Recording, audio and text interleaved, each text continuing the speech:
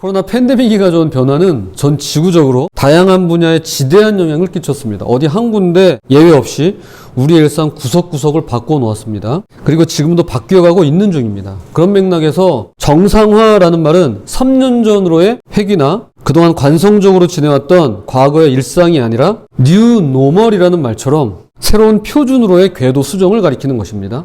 융단 폭격과 같은 사회적 파급 효과를 바이브 컴퍼니의 송기령 부사장의 말을 빌리자면 다음과 같습니다. 미래는 이미 와 있습니다. 다만 모두에게 균등하게 온 것은 아닙니다. 아직 내게 일어나지 않았다고 해도 다른 이에게 일어나고 있는 변화라면 언젠가 나에게도 일어나게 되어 있습니다. 라고 말합니다. 이게 정말 맞는 말인 게 실제로 미래는 이미 와 있습니다. 그동안 최대한 늦춰가며 더디게 오던 미래가 코로나라는 터널을 지나는 동안 가속도가 붙으면서 현재는 빠르게 내달리고 있는 중입니다. 크게 두 가지 틀에서 속도감을 경험하게 되는데요. 가령 코로나가 한창일 때 우리가 건물에 들어가면 체온을 재는 아르바이트생들이 있었습니다. 저도 그런 분들을 초기에 많이 보았는데요. 교대 근무를 하다 보니 어떤 곳은 이분들에게 한 달에 총 1,000만 원의 급여를 지급했다고 합니다. 그러니까 안 나가도 되는 금액을 코로나 터지면서 지불을 해야 되는 일이 발생하게 된 겁니다. 그런데 두 달 뒤에 이분들의 역할이 300만 원짜리 기계로 대체되었습니다. 자, 그런데 지금은 그 기계를요, 단돈 5만 원이면 살 수 있습니다. 이렇게 변하기까지 불과 1년밖에 걸리지 않았습니다. 즉, 첫째로 일의 자동화 속도가 무섭게 빨라졌다는 것입니다.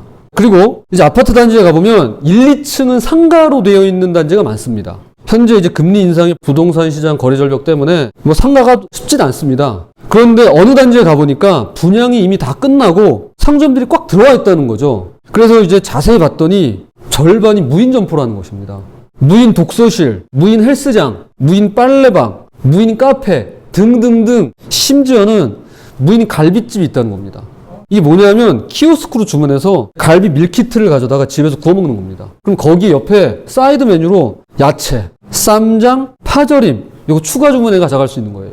그러다 보니 여기서 파생되는 슬픈 이야기인데요. 둘째로 자동화 기계가 사람을 대체하는 속도가 빨라지고 있다는 것입니다.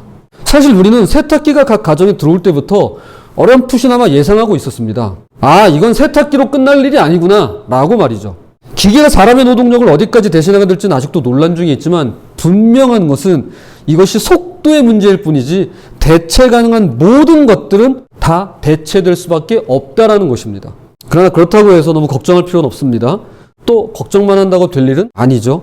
아무리 4차 산업혁명이 시작되었고 챗 GPT라는 대화형 AI 등장으로 우리가 신세계를 경험하고 있습니다. 자동화로 인해서 일자리가 사라져가고 있기는 합니다. 그러나 남는 것들은 반드시 남게 되어 있다는 것입니다.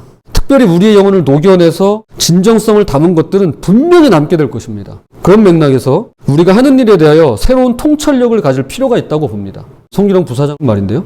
내일이 너무 힘들다. 내일 너무 어려워. 내가 하는 일이 너무 어려워. 그러면 정말 잘하고 있는 것입니다.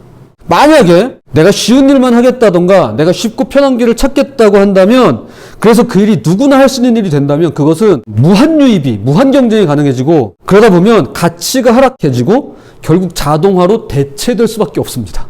내가 하는 일은 힘들어야 정상입니다. 그리고 힘든 일을 하셔야 됩니다. 내가 하는 일이 막 머리를 복잡하게 써야 된다. 막 수고스럽다. 그럼 너무 잘하고 있는 거예요.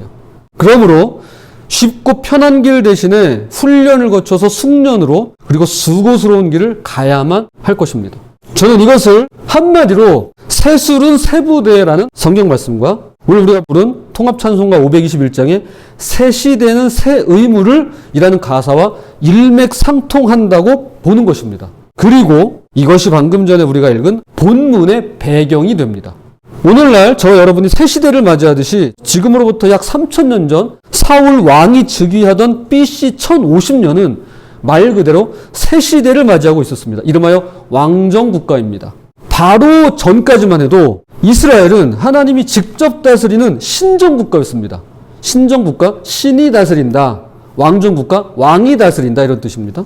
그래서 국가적인 위기나 외세 침략이 있을 때마다 세우신 사사를 통해서 하나님의 능력이 나타나고 이스라엘 민족은 어떤 역경이라도 헤쳐나갈 수 있었습니다. 그런데 사울이 초대왕으로 즉위함과 동시에 사사시대는 그 막을 내리게 되었고 이제는 왕이 다스리는 왕정 통치의 새로운 시대가 열린 것입니다. 정치, 사회, 문화, 종교의 급변화가 일어나면서 그야말로 천지가 개벽하고 세상이 뒤집어지는 시대를 맞이하게 된 것입니다. 오늘날 과학기술의 발전이 사회 체질을 바꾸고 시대를 변화시킨 것 이상으로 당시 신종국가에서 왕정국가로의 전환은 이스라엘 사회의 근간을 흔들었고 보다 근본적인 변화를 가져오고 말았습니다. 이 시간 두 가지 키워드를 가지고 현재 우리가 마주한 이 변화에 관하여 함께 말씀을 나누도록 하겠습니다. 첫 번째 변화가 무엇이냐? 기회의 변화입니다. 기회의 변화.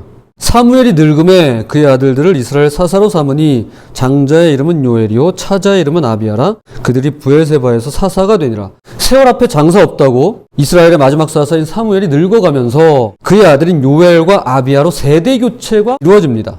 그렇게 두 아들은 아버지의 뒤를 이어 사사가 되었고 이들은 엄청난 특권과 둘도 없는 기회를 얻게 되었습니다. 아버지 사무엘이 그랬듯이 누구보다도 하나님과 친밀한 영적 권위를 가질 수 있었으며 대리자로서 그분의 선을 이루어가도록 이스라엘을 다스릴 수 있는 절호의 기회가 주어진 것입니다. 그러나 이 두 사람은 절호의 기회를 틈타서 자신들의 탐욕을 추구하기 시작합니다. 그의 아들들이 자기 아버지의 행위를 따르지 아니하고 이익을 따라 뇌물을 받고 판결을 굽게 하니라. 이들이 소위 하늘이 주신 기회, 즉 하나님께서 허락하신 일생일대의 기회를 날려버린 데에는 따라야 할 아버지 사무엘의 사사 시절 모범은 따르지 않았고 대신에 따르지 말아야 할 개인의 사욕을 따라 살았기 때문입니다. 즉 돈의 정신이 팔려 있었습니다. 그러나 그 아들들은 아버지의 길을 따라 살지 않고 돈벌이에만 정신이 팔려 뇌물을 받고서 치우치게 재판을 하였습니다. 이들은 공정한 판결을 통해 하나님의 뜻을 이루어가는 치리의 기회가 주어졌음에도 불구하고 오로지 부귀 영화를 누리는데 혈안이 되어서 자신의 뜻을 이루고자 하는 치부의 기회로만 삼았으며 백성을 돕고 섬길 수 있는 선한 기회가 주어졌음에도 불구하고 오직 스스로 높아지고 욕구를 충족시키고자 하는 악한 기회로 삼았던 것이었습니다. 저는 이 말씀을 보면서 이 시대 어른의 의미를 다시 한번 생각하게 됩니다. 어른이란 과연 무엇일까? 이 당시에 사사가 된 세대 교체를 통해서 이루어진 이 아들들 요엘과 아비야는 그 당시에 어른이었습니다. 사사는 오늘날로 말하면 재판관이었습니다. 판관. 그래서 가톨릭에서 쓰는 성경책에 보면 우리는 사사기라고 되어 있는데 그 성경책에는 판관기라고 써 있어요. 그러면 이 어른에 대해서 의미를 다시 한번 생각하게 되는데요. 사무엘이 늙었답니다. 사실요, 우리도 다 늙어갑니다. 자, 죄송하지만 여기 학생분들도 늙어가고 있는 것입니다. 오늘날 우리 사회도 늙어가고 있습니다. 3년 지나면 65세 이상 고령자가 1000만 명을 돌파할 것입니다. 그럼 우리 대한민국은 초고령 사회가 됩니다. 그리고 2040년에는 3명 중 1명이 노인이 될 것으로 예상하고 있습니다. 그럼 중간 나이, 즉 중위 연령이 올라갑니다. 우리 대한민국의 평균 나이가 올라간다는 뜻이에요. 자, 그러면 어떤 일이 생기느냐? 나이 50이 되어도요, 어른 소리를 못 듣습니다. 나이 50인데 아직 애야 이러는 거예요. 이제 아직 애네 이렇게 되는 겁니다. 그래서 그런 말 하잖아요. 노인회관에 가면 70대는요 막내 소리 듣습니다. 60대는 가지도 않습니다. 거길 내가 왜 가 그럽니다. 얼마를 정정하고 젊게들 사시는지를 알 수 있어요. 이제는요 나이가 어른을 가리키는 것이 아닙니다. 조금만 있으면 다 어른이에요. 이제 조금만 있으면 초고령 사회고 그 후 몇 년 뒤면 3명 중 1명이 어른이에요. 그럼 이게 진짜 어른이냐는 겁니다. 그렇지 않다는 거예요. 여러분 제가 깜짝 놀란 게 있습니다. 17살짜리 고등학생이 사업을 시작했어요. 한두 명이 아니에요 지금. 이 아이들이 뭐라고 얘기하는지 아십니까? 아 제발 우리 어른들이 방해만 안 했으면 좋겠어요. 이렇게 얘기해요. 고민이 뭐야 그랬더니 저 다음에 직원 뽑을 때는 세무서 관련 직원을 뽑아야 될 것 같아요. 17살짜리가 자기보다 나이 많은 사람을 고용하는 거예요. 여러분 시대가 바뀌었습니다. 완전히 바뀌었습니다. 그걸 인정하냐 안 하냐의 문제예요. 남에게 온 변화는 어쨌거나 나에게도 옵니다. 어른이 나이하고 상관없어요 이제. 자, 이렇게 나이와 관련해서 영어에 이런 말이 있습니다.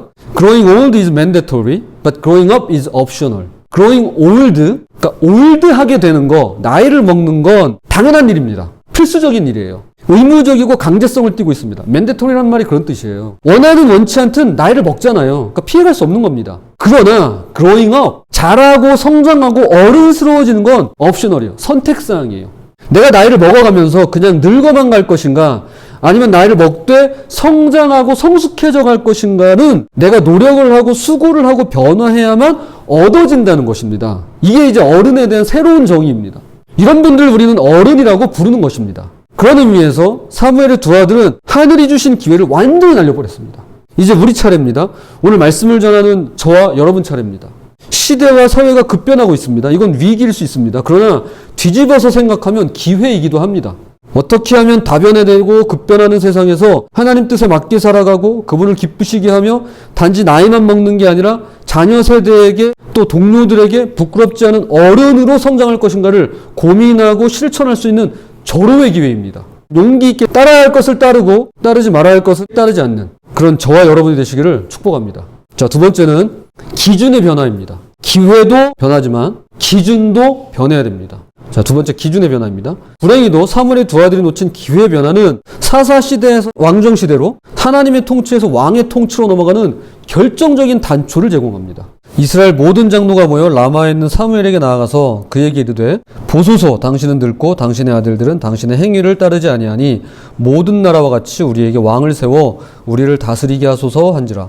이스라엘 모든 장로라 함은 교회의 장로 직분을 말하는 것이 아니라 12지파의 존경받는 어른들을 가리킵니다. 참다 못한 이들이 사무엘에게 단체로 몰려갑니다. 사사로 세움받은 두 아드님이 편법과 불법을 자행하니 더 이상 못 참겠습니다. 그대 안으로 우리에게 왕을 세워주십시오 라고 요구하는 것입니다. 두 아들이 원인을 제공했으니 사무엘은 참 난감했을 것입니다. 부끄러움은 아버지 몫이었을 테죠. 그런데 이스라엘 백성을 대표하는 장로들의 요구를 자세히 살펴보면 의미심장한 표현이 우리의 눈길을 끕니다. 바로 왕을 세우는 그 기준에 관한 것인데요. 모든 나라와 같이 우리에게 왕을 세워주시고 모든 나라와 같이 우리를 다스리게 하소서라는 요구입니다. 이 요청은 이외에도 재차 등장하는데요. 우리도 다른 나라들 같이 되어 우리의 왕이 우리를 다스리며 우리 앞에 나가서 우리의 싸움을 싸워야 할 것이니이다 하는지라. 왕을 요구하고 왕의 필요를 강조하는 데 있어서 두 아들의 사사로서의 자격상실은 하나의 명분이었을 뿐입니다. 사무엘이 늙은 것은 또 하나의 명분이었을 뿐입니다. 이스라엘 백성들 보기에 다른 나라가 부러웠던 것입니다. 왕이 우리를 다스리고 왕이 우리를 대신해서 군대를 이끌고 나가 싸우는 것이 너무나 부러웠던 것입니다. 그러니까 부러웠던 거예요. 지금까지 이스라엘은 눈에 보이지 않는 하나님을 의지해야만 했습니다. 그러다 보니 불편한 게 한두 가지가 아니었습니다. 사사시대를 대표하는 말씀처럼 사람마다 자기 소견에 옳은 대로 행동했습니다. 이것은 하나님 안에서 각자의 자유의지로 결정할 수 있는 가장 바람직한 신앙의 모습이기도 하지만 반대로 하나님을 떠난 뭐든지 제멋대로 할 수 있는 신앙의 타락상이기도 한 것입니다. 특히 적이 쳐들어와서 전쟁이라도 나면 불안해서 할 수가 없는 거예요. 그럴 때마다 하나님께 살려달라고 매달려야 되고 그렇다고 기도하면 당장 해결되는 것도 아니고 그분의 때를 기다려야 되고 그렇게 하나님이 세우신 사람이 나타나면 드디어 역사가 일어나고 결국 승리를 얻지만 이게 너무 번잡스러운 거예요. 그냥 다른 나라들처럼 눈에 보이는 왕만 있으면 안정을 찾을 것 같고 하나님이 싸우시는 것보다 눈에 보이는 왕이 나가서 대신 싸워주면 마음이 더 놓이고 평안할 것 같다는 것입니다. 이스라엘 백성들과 대표들은 바로 이 점을 기준 삼아 집요하게 왕을 요청했던 것입니다. 모든 나라들처럼 다른 나라들처럼 우리에게도 왕을 주세요 라고 말이죠. 그래서 눈에 보이지 않는 하나님 대신에 눈에 보이는 왕을 달라는 거예요. 그게 편리하거든요. 자, 이제 우리 자신에 대해서 한번 생각해 보겠습니다. 과연 나는 무엇을 기준 삼아 말하고 행동하고 또 생각하고 살아가고 있을까? 라고 말이죠. 자, 내 기준은 무엇인가 하는 것입니다. 가만히 보면 오늘 말씀처럼 다른 사람이 기준이 될 때가 있습니다. 아니, 생각보다 많아 보입니다. 남들 다 그렇게 말해. 남들 다 그렇게 살아. 남들 다 그렇게 하더라 하면서 내게 유리한 쪽으로 그 기준을 하향 조정시킵니다. 또는 반대로 다른 사람들을 부러워하며 스스로 열패감에 빠집니다. 자, 그 기준이 어디에 있습니까? 남에게 있기 때문이에요. 남에게 있기 때문입니다. 그러나 그 기준은 이제 변해야 됩니다.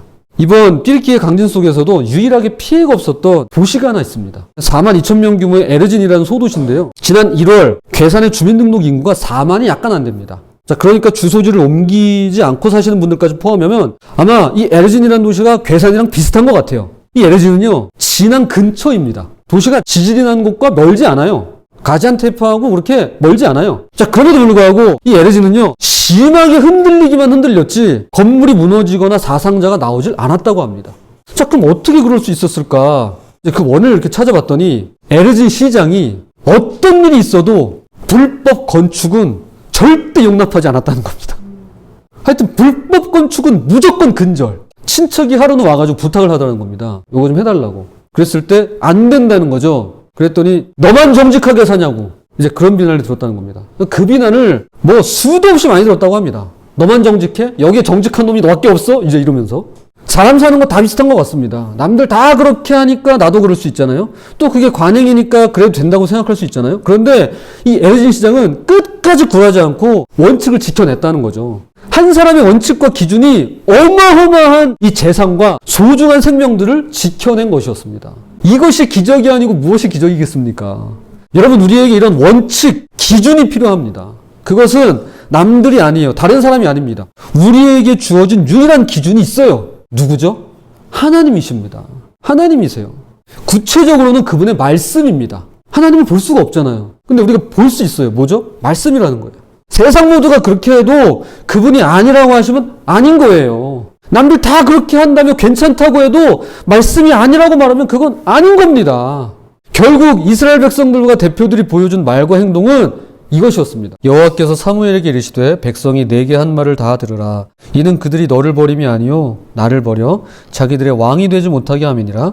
내가 그들을 애굽에서 인도하여 낸 날로부터 오늘까지 그들이 모든 행사로 나를 버리고 다른 신들을 섬김같이 내게도 그리하는도다. 하나님께서 말씀하십니다. 사무엘아, 너를 버린 게 아니야. 바로 나를 버린 거란다. 라고 말이죠. 이스라엘 백성은 결코 그렇지 않다고 그럴 리 없습니다 라며 손사래를 쳤을지 몰라도 결국 이들은 하나님과 멀어지고 그분을 버리고야만은 선택을 내렸던 것이었습니다. 하나님만이 기준이십니다. 기준에서 떠나면 하나님 떠나고 결국 그분을 버릴 수밖에 없습니다. 하나님이 세우신 기준점에서 흔들리지 않으시는 저와 여러분이 되시기를 부탁드립니다. 자, 이제 말씀의 결론을 맺겠습니다. 기회의 변화와 기준의 변화를 이뤄내지 못한 이스라엘은 끝내 하나님을 버리게 되었고 이후 초대 사울 왕은 스스로 높아지려다 몰락의 길을 그 뒤를 이은 다윗 왕조는 3대째의 남과 북으로 갈라지더니 각각 아수르와 바벨론에게 멸망하면서 지구상에서 사라질 뻔한 흑역사를 남기게 됩니다. 그러나 하나님께서 그분의 왕권을 회복하시면서 다시금 이스라엘뿐만 아니라 온 세상에 진정한 왕으로 오시는 지상 최대의 사건이 일어나게 되죠. 바로 이 땅에 오신 예수 그리스도의 탄생이십니다. 자, 이스라엘 백성은 왕을 폐위시켰어요. 하나님은 그냥 저 뒷전에 가 계시고 우리 눈에 보이는 왕을 세우겠습니다 하고 말은 그렇게 그럴싸하게 했지만 어쨌거나 하나님을 버렸어요. 자, 그런데 흑역사를 그렇게 지내오고 난 뒤에 하나님은 그냥 놔두지 않으시고 진정한 왕이신 예수 그리스도를 보내주셨습니다. 아무리 강산이 변하고 세상이 바뀌고 천지가 개벽해도 변하지 않는 사실이 있습니다. 오직 예수 그리스도만이 우리의 진정한 왕이시라는 것입니다. 우리에게 주어진 모든 기회는 이제 왕이신 예수 그리스도와 관련이 있으며 우리에게 세워질 모든 기준 역시 진정한 왕이신 예수 그리스도에게만 있는 것입니다.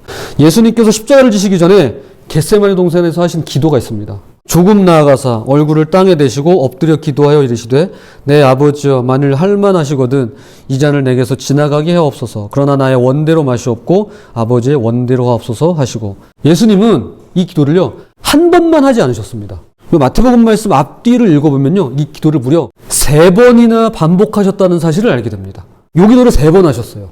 기도를 안 해도 전혀 문제가 되지 않을 분 누가 있을까요? 예수님일 것 같지 않으세요? 예수님은 기도를 안 해도 될 것 같은데? 그런데 이런 분이 똑같은 기도를 3번씩이나 하셨다는 것은 이것이 예수님께도 너무나 힘든 일이었다는 것을 의미합니다. 그리고 동시에 우리에게는 반드시 필요한 기도이고 과정임을 재차 강조하고 또 강조하는 말씀이라는 것입니다. 이 말씀이 정말 중요하다는 뜻이에요. 그러므로 오늘날 급변하는 시대를 살아가는 그리스도인들에게 더 나아가 저희만이 아니죠. 새 시대를 살아가는 건 모두 현대인들이잖아요. 가장 시급하게 요구되는 변화가 바로 이것이라고 생각합니다. 나의 원대로 마시옵고 아버지의 원대로 하옵소서. 우리가 맞이하는 새 시대 로드맵은 3000년 전 이스라엘이 잃었던 진정한 왕권을 되찾는 것으로부터 시작돼야만 하겠습니다. 이게 첫걸음이에요. 이것이 바로 성경이 전하는 새 시대 로드맵입니다. 그 첫걸음은, 그 첫 단추는 이거여야만 합니다. 나의 원대로 마시옵고 아버지의 원대로 하옵소서. 새 시대 새 변화 어떻게 맞이하고 어떻게 살아갈 수 있냐고요? 네, 요거예요. 나의 원대로 마시옵고 아버지의 원대로 하옵소서. 요걸 누가 정확히 자세히 구현해내느냐에 달려있는 것입니다. 나의 뜻이 그분의 뜻으로, 나의 갈망이 그분의 갈망으로, 나의 바램이 그분의 바램으로 궤도를 옮기고 중심을 이동해야만 하는 것입니다. 사람을 따라가지 말고 예수를 따르고, 시대를 따르지 말고 예수를 따르고, 변화 그 자체를 따라가지 말고 예수 그리스도를 따라가는 것입니다. 이것이 새 시대를 맞이하는 우리의 유일한 그리고 최초의 발걸음이 돼야만 합니다. 부디 예수 그리스도를 진정한 왕으로 모시고 불안한 새 시대, 나의 원대로 마시옵고 아버지의 뜻대로 하옵소서, 그분의 인도함을 받으시는 저와 여러분이 되시기를 주님의 이름으로 부탁을 드립니다.